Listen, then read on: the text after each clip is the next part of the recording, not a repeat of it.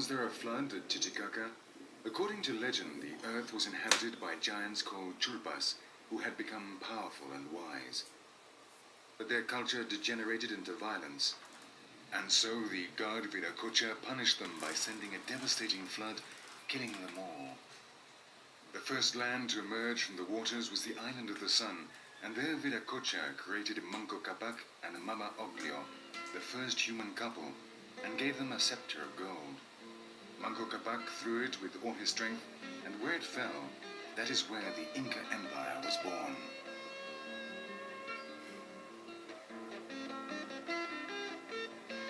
The majority of the coast of Peru is dry desert land. Vast expanses of dunes bury everything in their relentless advance. The air becomes grey and asphyxiating, visibility reduced to almost nil.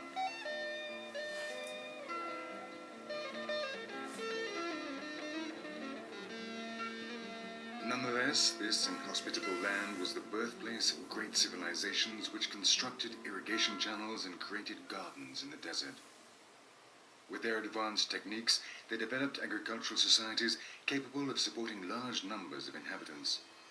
This is the case of the Chimu culture, which from the year 1000 to 1470 AD ruled over 700 kilometers of coast and built cities like this one, Chan Chan, perhaps the largest city in the world at the time, with around 100,000 inhabitants.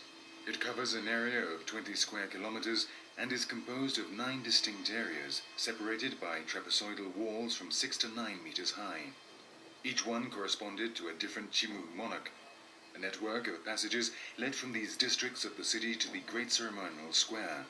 All the buildings are of clay, the material used by all the cultures of the Peruvian desert.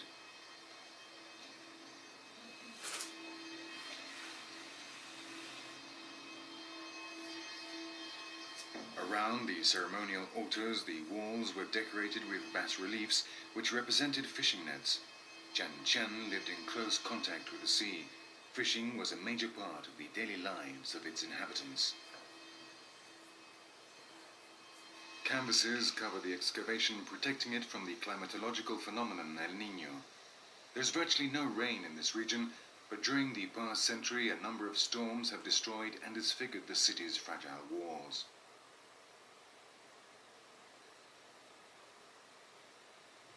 It was a very hierarchical society. Power was held by the great Chimu. Below him were the chiefs who governed the different valleys.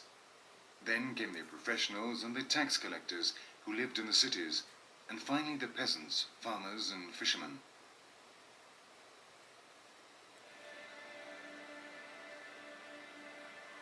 This culture was highly skilled in the working of gold, and many objects made of this metal have been discovered. The majority of these are clearly of a religious nature. The Chimu worshipped the moon and the sun, as well as the mummies of their monarchs, which they would remove from their tombs on special occasions.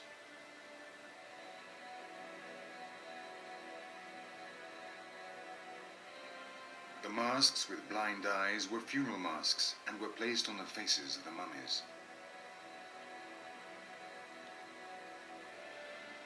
Their pottery has also provided many valuable clues about the daily lives of the Chimu.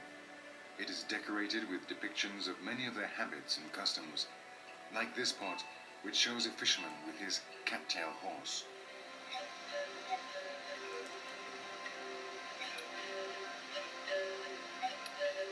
Still today, the fishermen along the coast of northern Peru use these boats called cat-tail horses to work their fishing grounds close to the shore.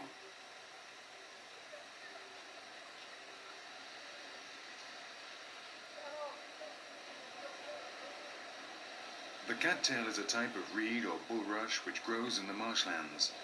Once it is cut and dried in the sun, it becomes tough and flexible, very resistant and waterproof.